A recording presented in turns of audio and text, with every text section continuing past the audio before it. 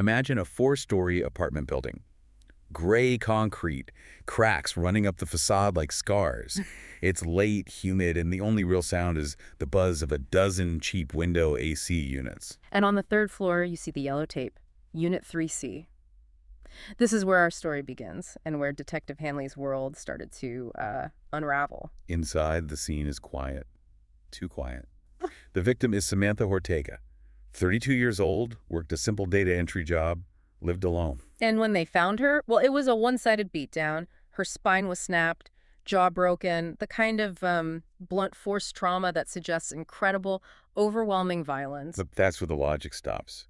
Because the rest of the apartment was pristine, untouched, no signs of a struggle, no defensive wounds on Samantha's body. And the door. The door was locked from the inside, the chain was set. Right. So whatever did this to her didn't need to kick down a door. It was already inside with her, or it just didn't use the door at all. Hanley starts asking neighbors the usual questions. Did you hear anything, see anything?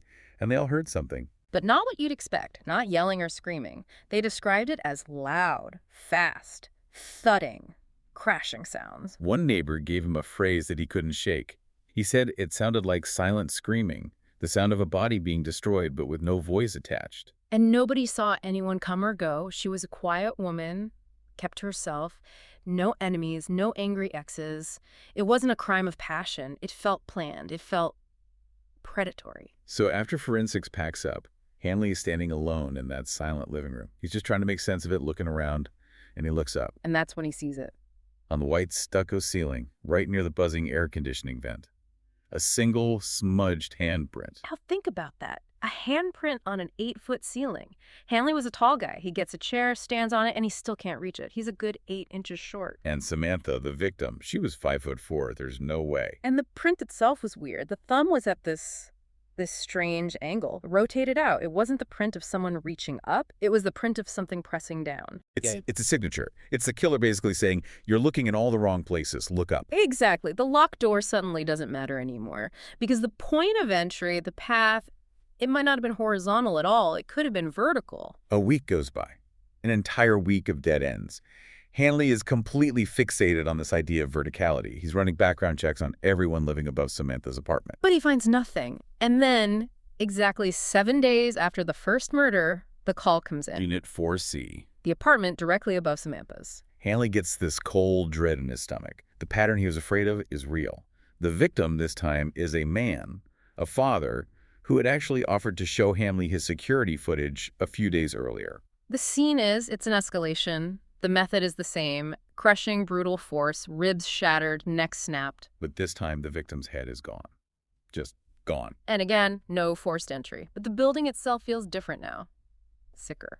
The officers who arrived first said dozens of rats poured out of the apartment when they opened the door. Hanley noted that himself.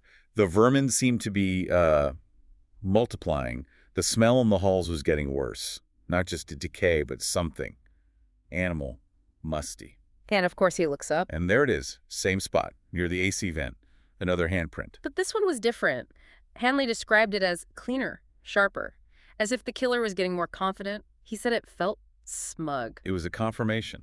A piece of punctuation on a bloody sentence. Yes, this was me. Yes, I'm moving up. And that's when he sees the vent grill next to the print. It's crooked, almost ripped out of the wall, tampered with. And he gets close, and this awful smell hits him. It's not just rats. It's something else. Something, he described it as fungal, wet. Something living deep inside the walls. And he does something you're never supposed to do.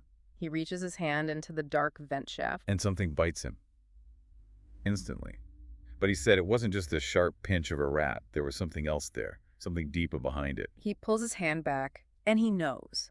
He knows the killer is using the building's infrastructure, its veins, as a highway.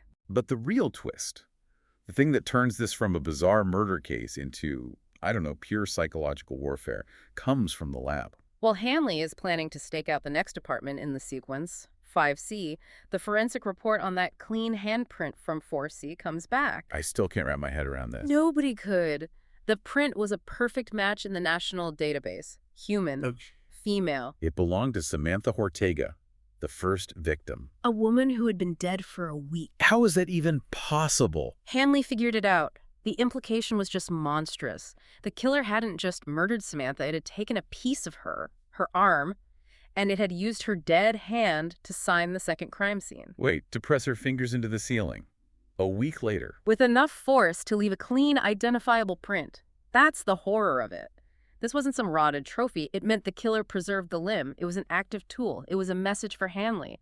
I have the evidence you're looking for, and I'm using it. That's not human. That's what Hanley realized. He stops following procedure. He doesn't wait for warrants. He gets the tenant in 5C out of there and gets clearance to take over the apartment himself. He's no longer an investigator. He's bait.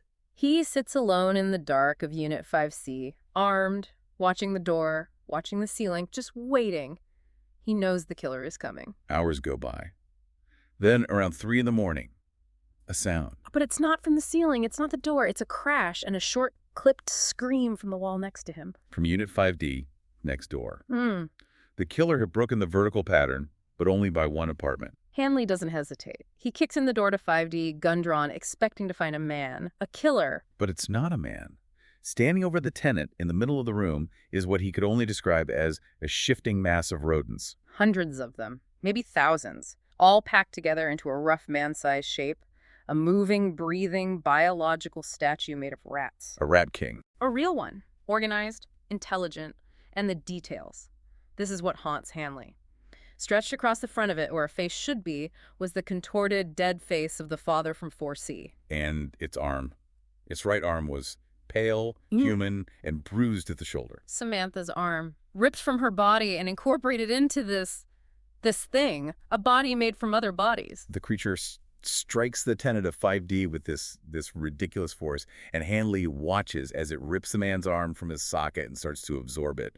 The rats swarm over it, pulling it into the mass. Hanley just snaps. He empties his entire 9mm clip into it. But the bullets are just swallowed by the rats. There's no blood, just a thick black vapor that hisses out where the bullets hit. Stumbles back, stunned but not wounded. It knocks Hanley aside, breaking his shoulder, and then it retreats. But not before it does one last thing.